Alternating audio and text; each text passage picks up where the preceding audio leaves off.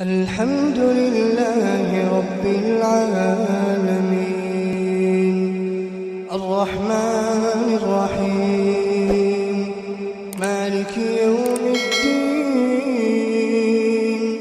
إياك نعبد وإياك نستعين اهدنا الصراط المستقيم صراط الذين أنعمت عليهم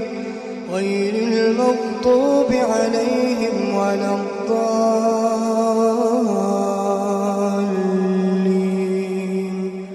آمين. كنتم خير أمة أخرجت للناس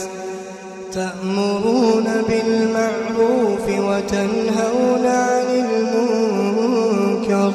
وتؤمنون بالله ولو آمن أهل الكتاب لكان خيرا لهم منهم المؤمنون وأكثرهم الفاسقون لن يضروكم إلا أذى وإن يقاتلوكم يولوكم الأدبار ثم لا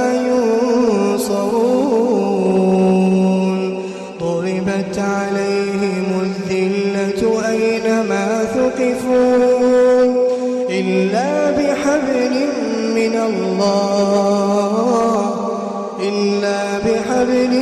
من الله وحبل من الناس وباءوا بغضب من الله وضربت عليهم المسكنة ذلك بأنهم كانوا يكفرون بآيات الله ويقتلون الأنبياء بغير حق ذلك بما عصوا وكانوا يعتدون.